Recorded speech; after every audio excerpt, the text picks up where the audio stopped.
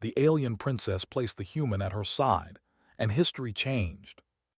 Representatives of dozens of advanced civilizations had gathered, their forms and shapes more varied than anything humanity had ever imagined. Some were tall and slender, others short and armored in natural exoskeletons, and a few were almost unrecognizable, shifting forms that seemed to ripple like liquid. The air hummed with tension as whispers passed through the crowd, debates in dozens of alien languages overlapping in a cacophony of sound. In the midst of this, a human stood out like a single candle in the night. Elias Ward, formerly a logistics officer on Earth, felt strangely small in the grandeur of the hall. His uniform was plain compared to the ornate robes and ceremonial armor worn by the alien delegates. He had no psychic powers, no wings of flight, no claws or tentacles. He was, in many ways, ordinary.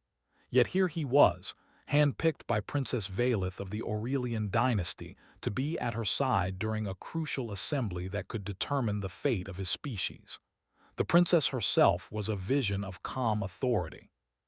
Her skin shimmered faintly under the hall's lights, her eyes a vivid violet that seemed to pierce through the crowd. She moved with grace, every step deliberate, drawing the gaze of every alien present. When she took her place at the front of the hall, a hush fell over the assembly. Whispers turned into murmurs of shock and confusion. "You dare place a human at your side?" hissed an elderly delegate from the Thrin Confederacy, his spiny fingers tapping angrily on his armrest. "They are weak, short-lived, fragile. Why not choose someone from your own species, someone capable of understanding the delicate matters of galactic politics?" Princess Valeth did not flinch. Her voice, calm and firm, cut through the chatter.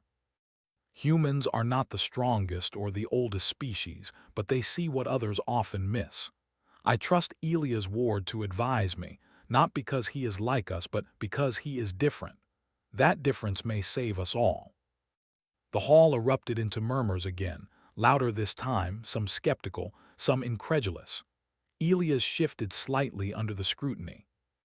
He had trained for high-pressure situations on Earth, but nothing prepared him for a room full of beings whose intelligence and perception far exceeded his own in raw terms.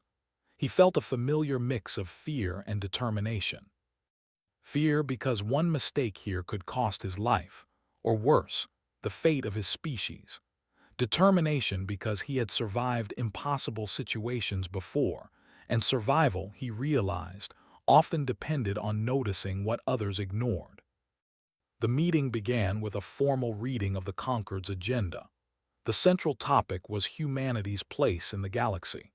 Their planet had been recently contacted, and while humans had shown potential, many species doubted their value.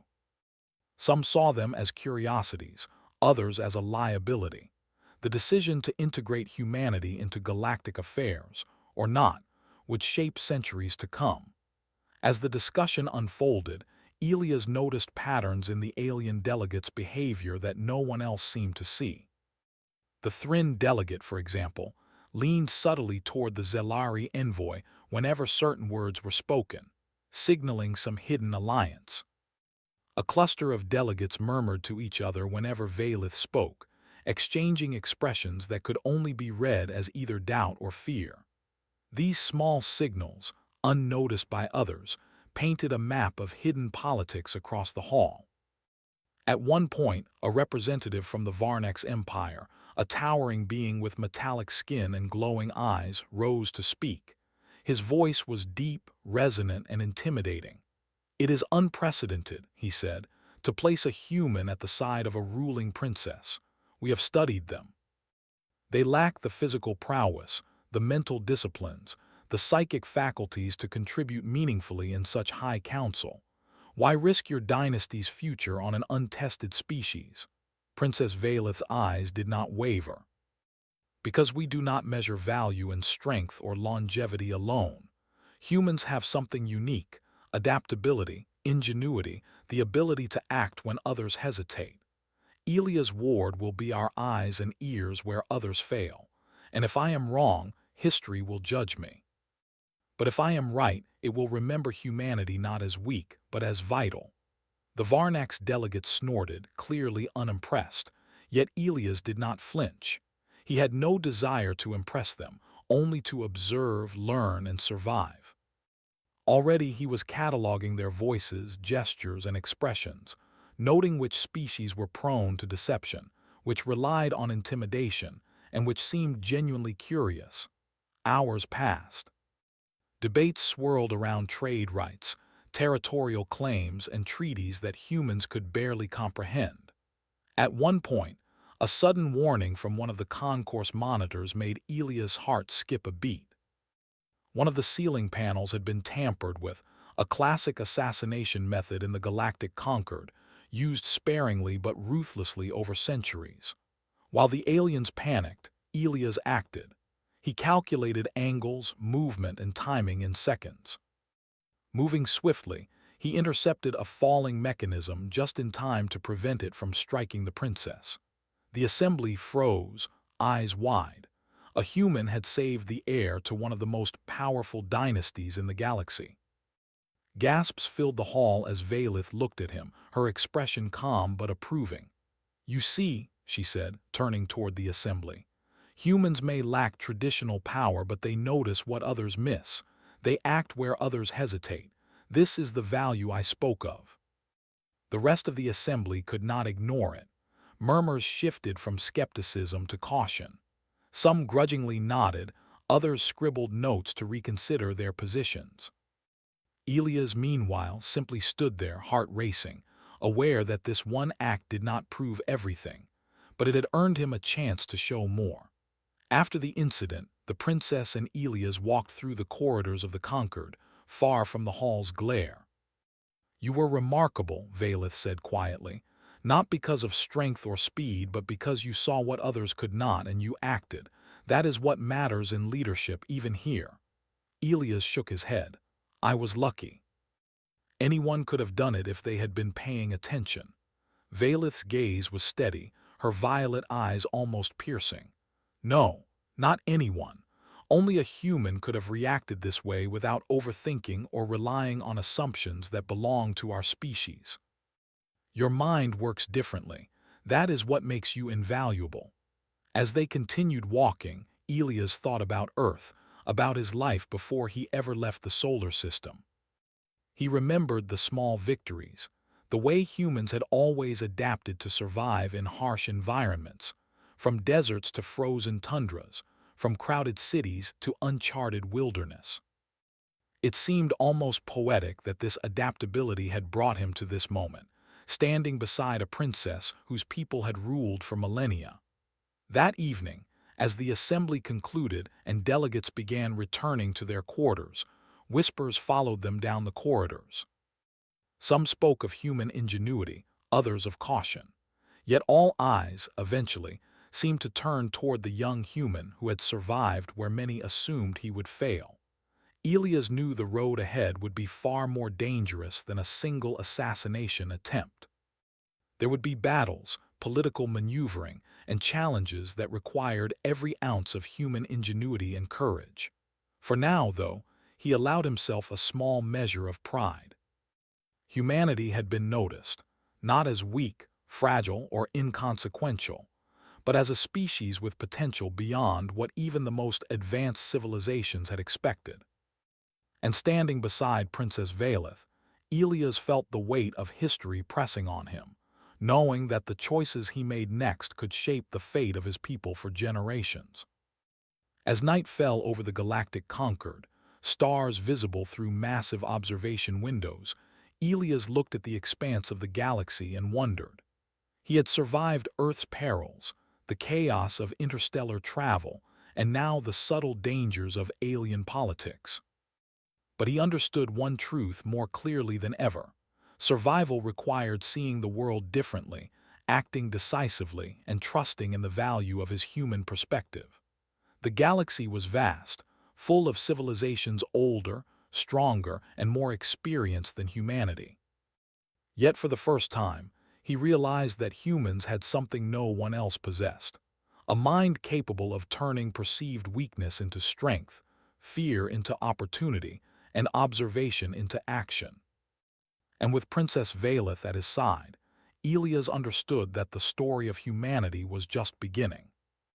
And so the first day ended, not with victory nor defeat, but with the quiet acknowledgement that history might remember a human not for power or conquest, but for presence, perception, and the courage to act when no one else would. The day after the assembly incident, the corridors of the Galactic Concord were alive with quiet tension. Whispers followed Elias wherever he walked. Some delegates avoided his gaze entirely, while others studied him with curiosity and suspicion. He had expected skepticism, but the scale of attention he now drew was overwhelming. Still, Elias had learned long ago that fear and uncertainty could be more valuable than brute strength. They revealed intentions and weaknesses that others tried to hide. Princess Valeth moved through the halls with her usual grace, but Elias noticed the subtle lines of concern around her eyes. Being heir to the Aurelian dynasty was never just ceremonial. It was a constant negotiation of trust, loyalty, and power.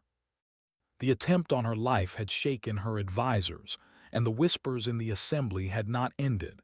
"They will test you next," Valeth said as they walked toward her private chambers. Not with open hostility, but with subtle challenges. "They will try to see if your presence here weakens me or strengthens me. Your choices from this point forward will matter more than you realize." Elias nodded, though he was unsure whether he understood completely. On Earth, challenges were usually direct. Here, everything was measured, hidden beneath layers of etiquette and protocol. He would have to think differently. Their first test came sooner than expected. Representatives from the Varnax Empire requested a private meeting with Valeth, ostensibly to discuss trade agreements. Elias accompanied her, not because he was needed, but because she trusted him to observe and interpret motives that others might miss. The Varnax delegate, towering and metallic as before, began the discussion with polite words, but Elias sensed the underlying tension. It was a game, carefully designed to gauge Valeth's decision-making, and perhaps more importantly, Elias' responses. Every pause, glance, and gesture was calculated to provoke a reaction. Elias studied the delegate's behavior, noting the slight hesitation before certain phrases, the deliberate emphasis on words like inexperienced and unproven. He realized the delegate was testing not only Valeth, but also him, seeing whether a human could endure the subtle pressures of diplomacy. "You underestimate humans," Valeth said calmly, ignoring the thinly veiled challenge. "They have survived countless threats on their home planet. If nothing else, they have learned the value of observation and adaptability." The Varnax delegate's glowing eyes flickered, almost imperceptibly. Elias recognized the moment, the slight shift in posture, a sign of unease. It was the first small victory, not by confrontation but by recognition of his species' unique strengths. The meeting continued, but Elias found himself mentally mapping the political currents of the room. He noticed alliances forming in subtle ways. A glance here, a nod there, a slight shift in tone that indicated who relied on whom. By the end of the discussion, Valeth had secured the trade terms she wanted, but more importantly, Elias had learned who to trust and who to watch carefully. The next days were a flurry of lessons, observations, and unexpected challenges. Valeth insisted that Elias attend councils, military briefings, and strategy sessions. The human's lack of experience with galactic politics was apparent, but Valeth had faith that his perspective would prove valuable. In one session, the council debated a potential border conflict between two neighboring systems. The alien generals proposed immediate deployment of fleets, ready to intimidate or strike preemptively. Elias spoke up, hesitant at first. "Perhaps we should consider delay and observation," he suggested. "Rushing into conflict could create unnecessary casualties. There may be diplomatic solutions we haven't yet explored. The room erupted in disbelief. Preemptive aggression was the norm. Hesitation was seen as weakness. Yet Elias calmly outlined his reasoning, using examples of human strategy and survival tactics that relied on patience, intelligence, and adaptability. Some delegates began to murmur, impressed despite themselves. Others scowled, unable to reconcile a human, apparently fragile and inexperienced, with strategic insight. Valith remained silent, letting Elias speak, her presence lending weight to his words. By the end of the session, a compromise had been reached. Reconnaissance and subtle negotiation would be prioritized before any military action. It was a small victory, but it marked a turning point. Elias' approach had earned him cautious respect and reinforced the idea that humans could succeed where sheer strength alone might fail. As weeks passed, Elias continued to uncover the nuances of alien society. He noticed that many species valued displays of power over practical results. They relied heavily on hierarchy and tradition, assuming that experience and strength guaranteed success. Humans, however, relied on flexibility, improvisation, and ingenuity, qualities that made them unpredictable and, in many ways, dangerous.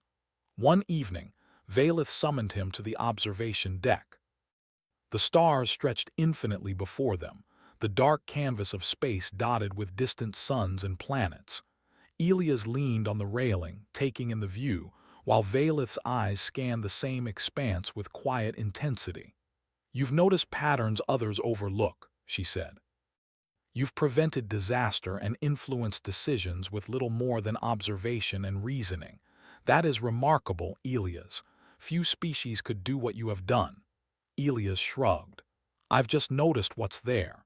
Humans are good at seeing the obvious that others ignore." "Maybe that's all there is to it." Valith smiled faintly. "It is far more than that. It is the foundation of survival, of leadership, of change. You may not realize it, but your presence here is already altering the course of history. Some will resist, some will resent it, but that does not change the fact. Humanity has arrived." The next challenge arrived without warning. Intelligence reports indicated that a rival faction within the Aurelian Empire was plotting to undermine Valith's authority. They saw her reliance on a human as a weakness and were preparing to act while the princess's attention was elsewhere. Elias studied the reports carefully. Unlike the aliens, who relied on overt power or intimidation, he began looking for subtler indicators: suspicious communications, unusual movement of personnel, inconsistencies in public statements. Piece by piece, he constructed a map of the conspiracy, identifying key figures and likely actions. When he presented his findings to Valith, she listened quietly, then nodded. "You have identified threats that others would have missed. The loyalty of these conspirators is questionable, but you have also given me options to neutralize them without bloodshed." Together, they devised a plan. Using deception, timing, and public exposure, they ensured that the conspirators would turn against one another, removing the threat without direct confrontation. Elias marveled at the elegance of the solution.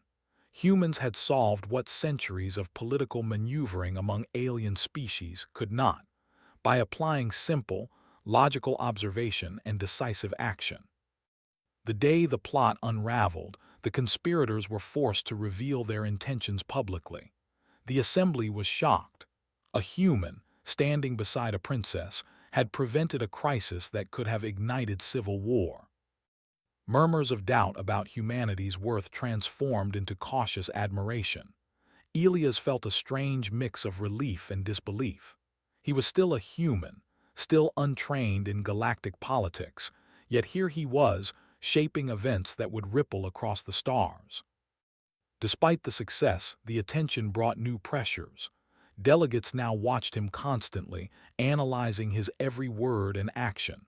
Some sought to manipulate him, others to learn from him. Elias realized that being human in this environment meant walking a fine line between influence and vulnerability. One misstep could undo everything he had accomplished. Valeth, however, remained steadfast. "Do not let them intimidate you," she advised one evening as they walked the quiet halls. "Your presence here is proof that strength is not only measured by power or tradition. You have shown that intelligence, observation, and adaptability are just as important. Remember that. Trust in yourself as I trust in you." Elias nodded, absorbing her words. He thought about Earth, about the long history of humans surviving against overwhelming odds. It seemed strange to be valued for qualities that had been ordinary on his home planet. Yet here among the stars they were extraordinary. In the following weeks, Elias continued to prove his worth. He anticipated potential conflicts before they arose, advised on trade negotiations, and quietly solved logistical problems that had baffled alien engineers for centuries. Each success further established humans as an unexpected asset in galactic politics. One afternoon, as he reviewed intelligence reports, Elias realized that humanity's survival might depend not on weapons or armies, but on understanding the complex web of relationships, trust, and motives that governed alien society. It was a lesson humans had unknowingly learned on Earth. Survival often required thinking differently, seeing patterns, and acting decisively. By the end of the second month, a subtle shift had occurred within the conquered. Delegates who had once dismissed humanity as weak now watched with wary respect. Valeth's decision to place a human at her side was no longer seen as folly. It was seen as a demonstration of foresight. Humans were unpredictable, resilient, and capable of solutions that others overlooked. Elias realized that he had not only survived his first months in the Concord, but he had begun to influence the course of interstellar events. He felt the weight of responsibility, but also a sense of purpose. Humanity was no longer a minor player in the galaxy. They were observers, strategists, and perhaps catalysts for change. As he gazed at the stars from Valeth's observation deck, Elias understood that the journey ahead would be even more challenging. There would be conflicts, betrayals, and crises that required not only intelligence but courage and adaptability. Yet for the first time he felt ready. Humans had survived impossible situations before. They could do it again. And so, Elias Ward, the human at the side of Princess Valeth, continued to navigate the complex world of alien politics. Each day, each decision, each observation added to a growing legacy that would shape the future of the galaxy. Humans were no longer just Earth's children. They were participants in a history that stretched across the stars, their ingenuity and perseverance quietly changing the course of civilizations. Weeks passed in the galactic Concord, and the atmosphere remained tense. Even though the plot against Princess Valeth had been foiled, not all threats were gone.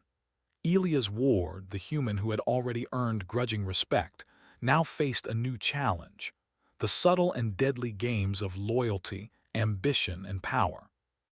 Unlike before, the danger was not obvious. It was hidden in whispers, in sideways glances, in the careful choice of words. Elias had begun to understand that alien politics were like a complex network, each delegate connected to dozens of others by alliances, rivalries, and obligations that were often invisible to outsiders. Every conversation could be a test. Every decision could provoke a crisis. One morning, Valeth summoned Elias to a private strategy chamber. The room was illuminated by soft lights, showing holographic star maps and indicators of fleet positions. Valeth moved to a central console, her fingers tracing the movement of ships across distant systems. "There is a rising threat," she said without looking at him.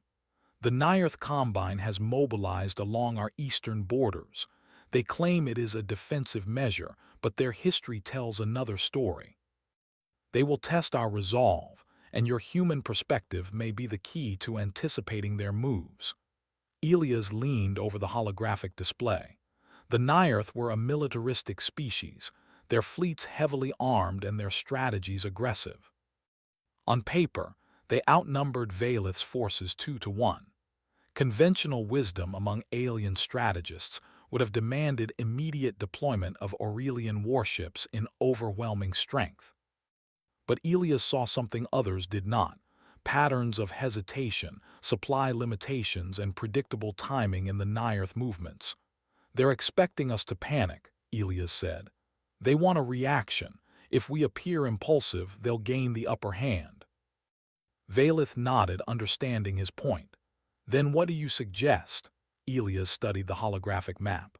"We need reconnaissance first. Small, unexpected movements to probe their positions. We can create the illusion of weakness while gathering information. Then we strike only when we know exactly where and when it matters. A direct confrontation now would be costly." The alien generals in the chamber murmured among themselves. Some were skeptical, unwilling to follow a human's advice over centuries of established strategy.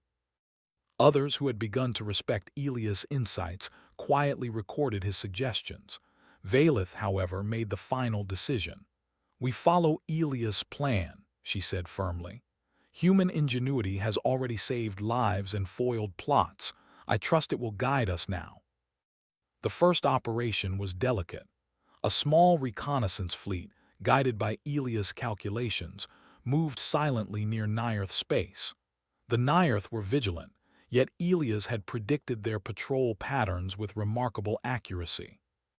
The humans' observations allowed Aurelian sensors to detect weak points in the enemy formation.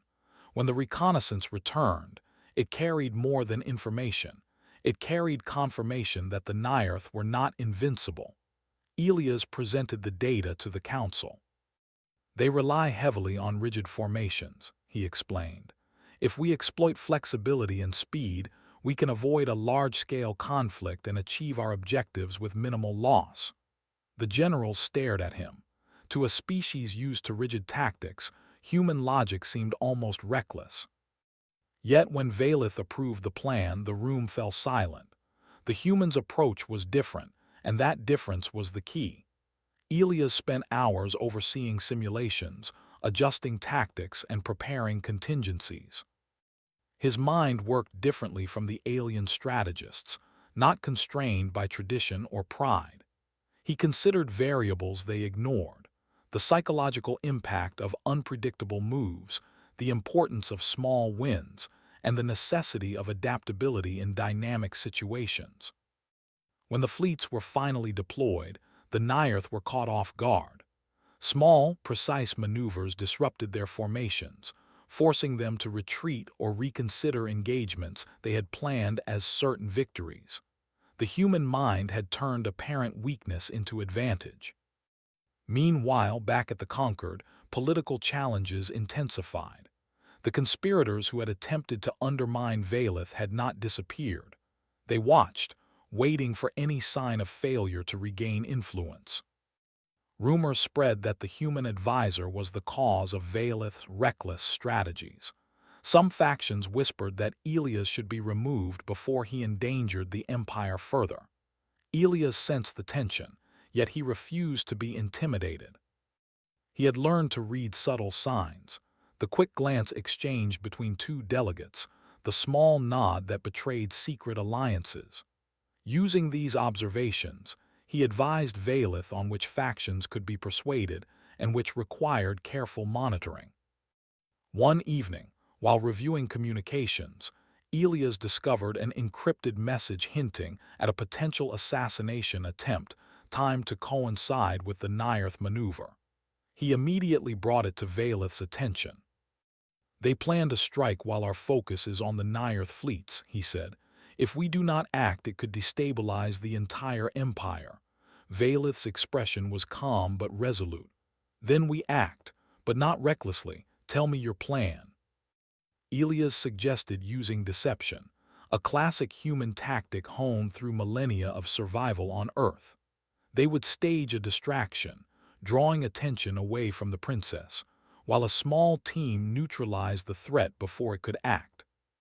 The plan required precision, timing, and trust in the abilities of humans and allies willing to follow instructions exactly. When the night of the operation arrived, the palace was quiet, almost serene. Delegates and guards moved as usual, unaware of the hidden danger. Elia's team, a mix of humans and loyal alien officers, positioned themselves strategically. Every detail had been calculated, every contingency accounted for. The assassin arrived, confident in the chaos they believed would protect them, but Elia's anticipated every move. Through careful coordination, the team intercepted the intruder without violence that could have endangered innocents. By the time the palace alarms were raised, the threat had been neutralized, leaving the assembly unaware that a crisis had been averted. Valith looked at Elias afterward, her violet eyes reflecting quiet admiration. Once again, human foresight has saved lives. You continue to defy expectations, Elias. The galaxy underestimates your species at its own peril. Elias allowed himself a small smile. We survive, adapt, and act. That's what humans do. Despite the victories, Elias understood that his position remained precarious. Many delegates still viewed him as an anomaly, a potential liability. But he also realized that the human approach, flexibility, observation, and decisive action was becoming increasingly respected. Where alien strategies relied on tradition and hierarchy, humans offered creativity and unpredictability. The next challenge came in the form of diplomacy. Several alien empires had noticed the Naiarth's hesitation and suspected Valith's growing influence. Envoys arrived with demands, alliances, and veiled threats. Elias advised Valith on the subtle art of negotiation, emphasizing the human skill of reading intentions behind words and gestures. He taught her to ask questions that seemed casual but revealed truth, to listen not just to what was said, but to what was left unsaid, and to act decisively when hesitation could be mistaken for weakness. Over time, even the most skeptical delegates began to see that Valith's strength was amplified by the presence of a human advisor. One evening, after a particularly tense negotiation session, Valith spoke quietly to Elias. "Do you understand the impact you have had?" "I think so," he replied, "but it's strange. On Earth, humans survive because we adapt. Here, it feels like our survival is changing the galaxy." Valith smiled faintly. "It is. Your species has arrived at a turning point. What you do next will shape not only our empire but the balance of power across many systems." Elias realized the truth in her words. Humans had never sought power or conquest. They had sought survival and ingenuity. Yet in doing so, they had become indispensable. Aliens who had once dismissed them as weak now treated humans as key participants in galactic affairs. As weeks turned into months, the Naiarth threat was neutralized not by overwhelming force, but by strategy, patience, and observation.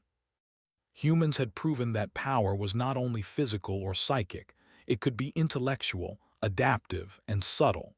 The balance of the conquered shifted, with Valith and Elias emerging as unlikely but effective leaders. The success, however, did not eliminate all challenges. Alien factions continued to plot, the political landscape remained volatile, and the galaxy itself was unpredictable. Elias understood that survival would require constant vigilance, creativity, and courage. Yet he also felt a sense of purpose that he had never experienced on Earth. Humans had begun to prove themselves, not through dominance, but through ingenuity, loyalty, and adaptability. They were changing perceptions, altering alliances, and quietly steering events in ways that no one, not even the most experienced alien leaders, had anticipated. One night, as he stood beside Valith on the observation deck, Elias looked out over the stars. "It's strange," he said. "We came from a small planet barely noticed in the galaxy, and now we're part of it. More than part, we're influencing it." Valith placed a hand on his shoulder. "You've done more than influence, Elias. You've shown that humanity has value beyond expectation. That is something the galaxy cannot ignore." Elias nodded, understanding that the journey was far from over. There would be wars, betrayals, and challenges that required more than courage. They required insight, adaptability, and determination. Yet for the first time, he felt the full measure of human potential reflected in the stars. And so, the human at Princess Valeth's side continued to navigate the dangerous currents of galactic politics.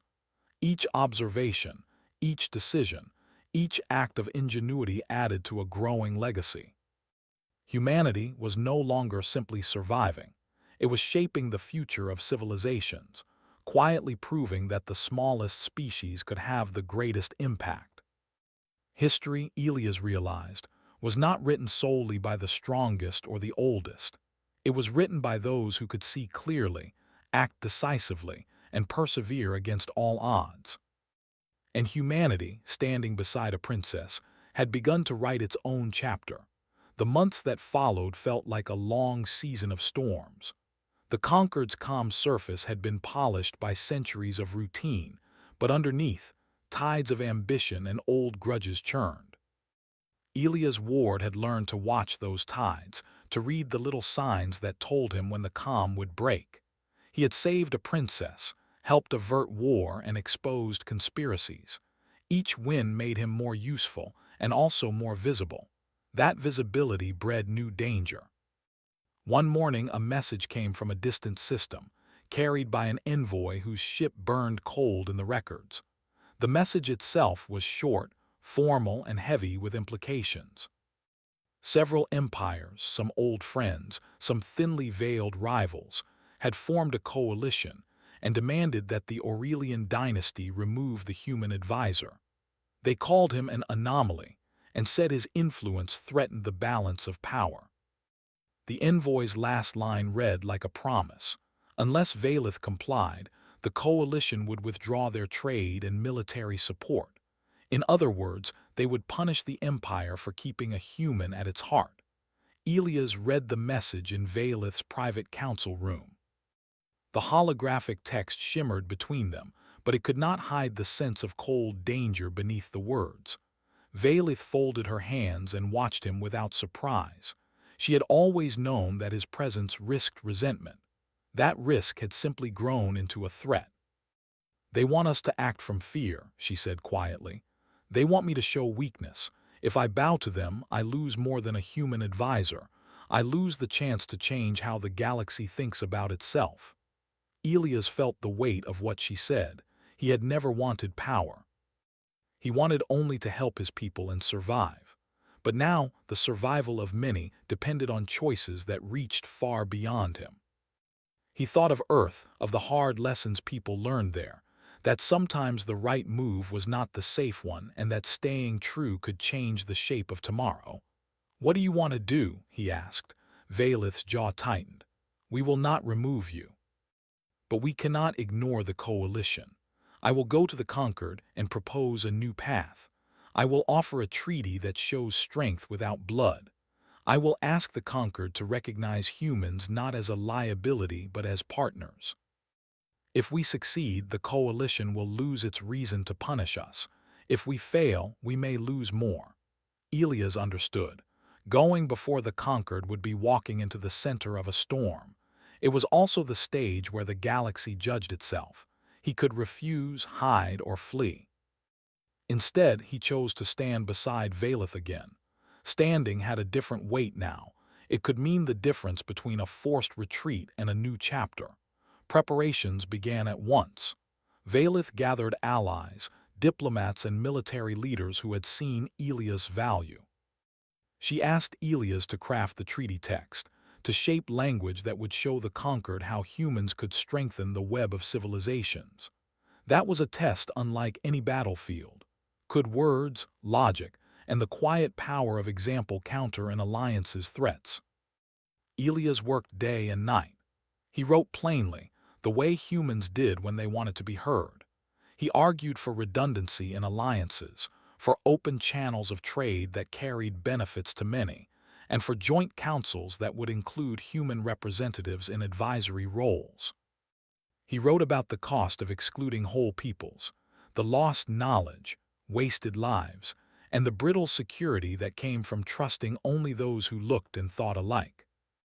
He used facts where he could, stories where facts failed, and a steady tone that admitted fear but refused to bow. When the day came, the Concord's great hall filled once more. Delegates perched like stars on a map, each bright with light and opinion. The coalition's spokesbeing rose first and delivered demands wrapped in legalism. The speech was designed to make the galaxy fear difference, to make cooperation seem dangerous. It landed like a cold stone in the hall, and many nodded, because fear had an easy logic. Valith stood elegant and calm and asked the crowd to listen. She did not shout. She did not threaten. She let Elias speak. He stepped forward with no armor of title, with no ancestral power to impress. He was human, small in that space, and his voice carried because of what he said, not because of how he spoke. He began not with grand promises, but with a simple question. What was power for? He spoke of Earth, briefly, clearly, of how humans had learned to cooperate across differences because they had to. He spoke of lightning-fast improvisation when storms hit, of engineers patching broken machines with little more than will and invention, of doctors who made do with half the tools they wanted and saved lives anyway. He told the conquered that humans had no ancient empires to protect by default, no psychic gifts to intimidate, no slow rituals that hemmed in action. They had, instead, a constant practice of making things work with what they had. The coalition delegates listened with thin smiles and folded arms. Then Elias moved to the heart of his argument. He laid out how excluding a growing people would not make the galaxy safer. It would create resentment, foster underground threats, and waste the potential of a species that had proven it could save a princess, avert war, and stabilize supply chains. He did not lecture, he explained. He offered clauses, compromises, and oversight measures that answered the coalition's fears without erasing humanity.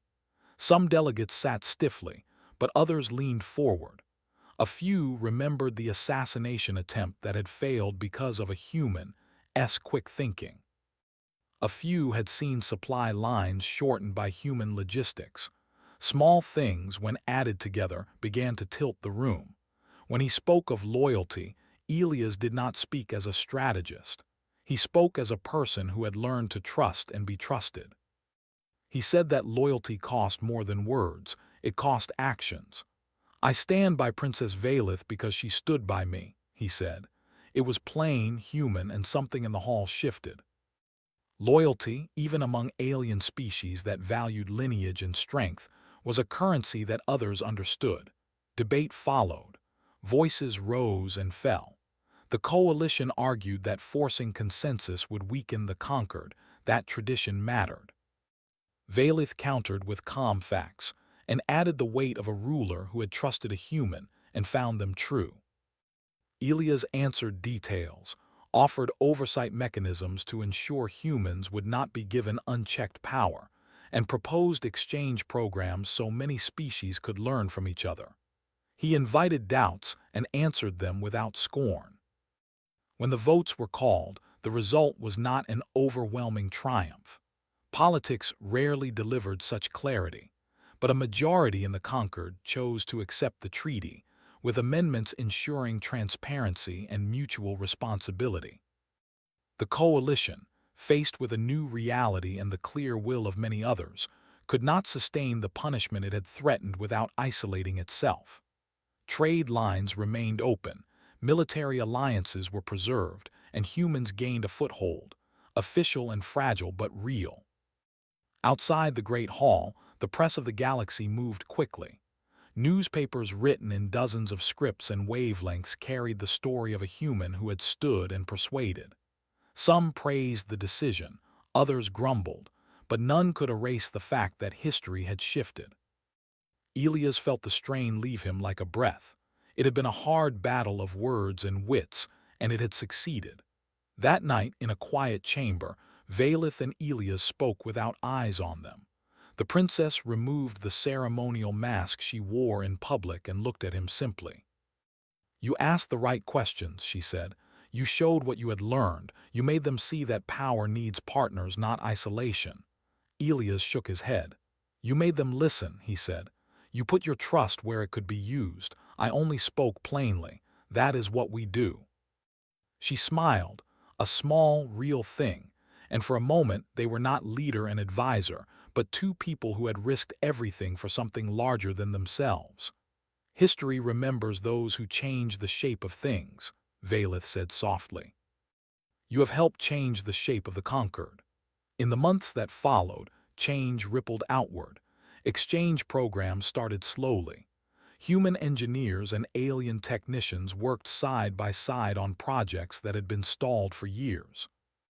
Medical teams shared methods that reduced mortality in certain environments. Joint councils formed to manage trade and conflict without immediate recourse to arms. It was not an instant utopia. It was a complicated rearrangement of old habits. But it worked because humans brought a habit of making do and learning fast, and because some alien leaders had seen the value in that habit. Elias found himself in unexpected roles. He advised on logistics for joint relief efforts when a plague hit a remote colony. He suggested redundancies that prevented a communications collapse during a system-wide blackout. He negotiated with stubborn commanders who still believed force was the only language that mattered. Each time he acted, he did not seek glory. He sought practical solutions. That practical approach slowly built a reputation not just for him, but for humanity. There were losses in the process. Some factions could not adapt and fell into decline. Others retreated to echo their old certainties. Violence never disappeared entirely. The galaxy had many things, and some of them were dangerous. But the most powerful change was quieter, a cultural shift in which adaptability, not just ancestry or raw power, held value. Young officers from multiple species began to study human improvisation techniques. Diplomats learned to read small gestures as humans did. The idea that a small, new species could teach old empires something became less scandalous and more accepted. Years later, when historians wrote about the era, they marked this period as a hinge. They would point to small things: the treaty that included human advisors, the rescue that had happened in an observation deck, the speeches in the Great Hall. They would note that the presence of a human beside a princess had become a turning point, not because the human had conquered, but because he had shown a way forward that honored lives and sought common solutions. Elias did not live to see every consequence of his choices, and perhaps he would never have wanted to. He stayed true to simple things, to fix what went wrong, to keep people safe, to learn and teach. In quiet moments, he thought of Earth and the odd fact that a species that had once barely mattered on a blue planet now had its methods woven into the policies of 1,000 systems. Valeth rose to the throne with that treaty as part of her legacy. She ruled with a steady hand and an openness that some called dangerous and others called wise. She never forgot the small human who stood by her in the great hall and later in private rooms, the one who had introduced new ways of thinking. When she placed advisors around her, she did so with an eye toward variety because she had seen how variety produced strength. When old delegates told stories in dim corridors about the days when creatures measured value by claws and lineage, young officers laughed and shook their heads. They had seen other things: humans patching broken engines in the middle of a storm, medics improvising tools from scraps to save lives, diplomats turning threats into agreements by asking one good question at the right time. The galaxy did not become perfect. Its peoples remained complicated, proud, and sometimes cruel, but it became broader in what it valued. It began to measure merit in the ability to adapt and the willingness to risk for others. That small change altered alliances, economies, and wars. It prevented some conflicts and made others end sooner. It made many rulers reconsider what strength truly meant. Elias aged like any human does, with lines at the edges of his eyes and quieter steps than before. He remained at Valith's side for many cycles, not because he sought power, but because he had found a place where his kind's rough, practical sense could help many more than just Earth. He taught, advised, and sometimes simply listened. When he finally left the Conquered for the last time, he did so with a sense of work done rather than triumph. Historians argued over the precise moment the Conquered changed, but most agreed on a theme. A princess trusted an unlikely advisor, and that trust allowed a small species to show a new kind of strength. The Conquered that came after was not a single event, but a slow, steady reweaving of expectations and habits. Elias' name appeared in many books. Sometimes he was called a diplomat, sometimes a strategist, sometimes a simple human who happened to be brave. The labels mattered less than the facts he lived. He had stood when asked, he had acted when it counted, and he had insisted that survival meant more than weapons. It meant seeing and solving problems. In the end, the story that mattered most to most people was not about him alone. It was about what happened when the galaxy opened a small door and let a new way of thinking walk through. The Aurelian throne did not fall. The Conquered did not break. The coalition that once threatened the dynasty found itself negotiating rather than punishing. The galaxy learned, slowly and imperfectly, that strength included the capacity to change. And in quiet rooms lit by distant stars, Pio, the alien princess placed the human at her side, and history changed.